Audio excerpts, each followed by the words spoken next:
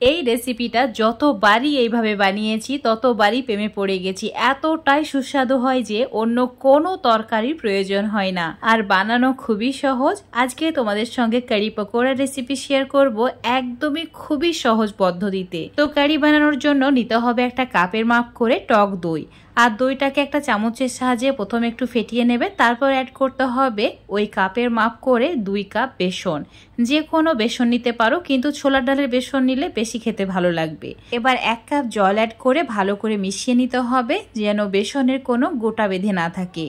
এবার দিয়ে দিচ্ছি স্বাদ মতো নুন, তার সঙ্গে 1 চামচ লঙ্কা গুঁড়ো, 1 চামচ হলুদ গুঁড়ো, হাফ চামচ ধনে গুঁড়ো, আর দিয়ে দিতে হবে 1 চামচ জিরের গুঁড়ো। এবার সমস্ত মশলাই মিশিয়ে নিতে হবে।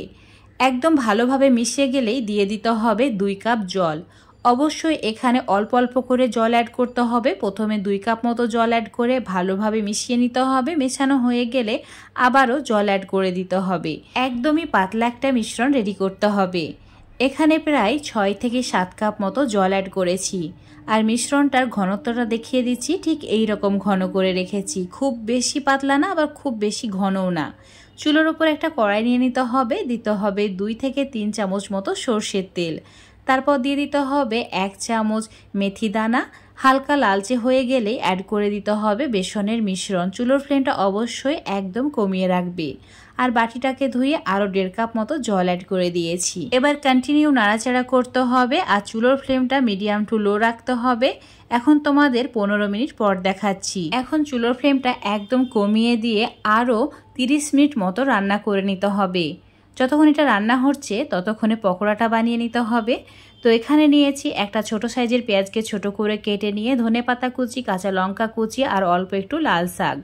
এখানে নিজের পছন্দ মতো সবজি দিয়ে পকোড়াটা বানিয়ে নেবে, খেতে খুবই ভালো লাগবে। স্বাদ মতো একটু নুন, হলুদ গুঁড়ো, আর দিয়ে দিতে হবে জিরের গুঁড়ো, আর দিতে হবে অল্প একটু লঙ্কা গুঁড়ো, সামান্য গরম মশলার গুঁড়ো, আর অল্প একটু ধনের গুঁড়ো। এখন 3 থেকে 4 চামচ মতো বেসন অ্যাড করতে হবে। এখানে বেসনের পরিমাণটা অতিরিক্ত দেওয়ার প্রয়োজন নেই, যতটুকু লাগবে ততটুকু দিলেই হবে। এখন সামান্য পরিমাণে জল দিয়ে ভালো করে মেখে নিতে হবে। মেখে নেওয়া হয়ে গেলেই দিয়ে দিতে হবে 1 চিমটি বেকিং সোডা। অবশ্যই একটু বেকিং সোডা অ্যাড করবে, তাহলে এই পকোড়াগুলো একদম ফুলে উঠবে আর খেতে অনেক ভালো লাগবে। এখন এই পকোড়াগুলো ভেজে নিচ্ছি। চুলোর ওপর একটা কড়াইয়ে সামান্য পরিমাণে তেল নিয়েছি, ছোট ছোট সাইজের পকোড়া ভাজছি। পকোড়ার সাইজটা খুব বেশি বড় করার প্রয়োজন নেই, কারণ এটা যখন কারির মধ্যে দেওয়া হবে ফুলে ডাবল হয়ে যাবে। তো একদম লালচে করে ভেজে নিতে হবে। এটার কালারটা একটু গোল্ডেন হয়ে গেলে চুলোর ফ্লেমটা কমিয়ে দেবে। পকোড়াগুলো একটু সময় নিয়ে ভাজবে, তাহলে ভেতর থেকে কাঁচা থাকবে না, অনেক বেশি মুচমুচে হবে, আর খেতেও খুবই সুস্বাদু হবে। এখন তেল ঝরিয়ে তুলে নিচ্ছি, আর বাকিগুলো একইভাবে ভেজে নিচ্ছি। এদিকে কারিটা একদমই কুক হয়ে গেছে, বেসনের কোনো রকম কাঁচা ফ্লেভার নেই। দেখতেই পাচ্ছ একদম ভালোভাবে কিন্তু ফুটতে শুরু করেছে। তো চুলোটাকে অফ করে এর মধ্যে পকোড়াগুলোকে অ্যাড করে দিতে হবে। পকোড়াগুলো অ্যাড করার পর চুলোটা কিন্তু অন করা যাবে না। এদিকে যে কড়াইয়ে পকোড়া ভেজেছি তাতে সামান্য একটু তেল ছিল, তার মধ্যে 2 চামচ মতো ঘি অ্যাড করেছি, দিয়েছি অল্প একটু হিং, আর দিয়ে দিতে হবে হাফ চামচ গোটা জিরে, আর দিয়ে দিতে হবে 4টি শুকনো লঙ্কা। তারপর একদম লালচে করে ভেজে নিতে হবে, যাতে সুন্দর একটা সুগন্ধ বের হয়। আর চুলোটাকে অফ করে দিয়ে দিতে হবে অল্প একটু কারি পাতা, আর তার সঙ্গে দিতে হবে কাশ্মীরি লঙ্কার গুঁড়ো, জাস্ট কালারের জন্য। এবার এই তড়কাটা কারির মধ্যে অ্যাড করে দিতে হবে, তাহলেই রেডি হয়ে যাবে দারুণ সুস্বাদু কারি পকোড়া। এতটাই সুস্বাদু হয় যে এটা দিয়েই সব ভাত খেয়ে ফেলবে। তো আজকে তোমাদের সঙ্গে কারি পকোড়া রেসিপি শেয়ার করলাম। অবশ্যই এভাবে একবার হলেও বানিয়ে খাবে।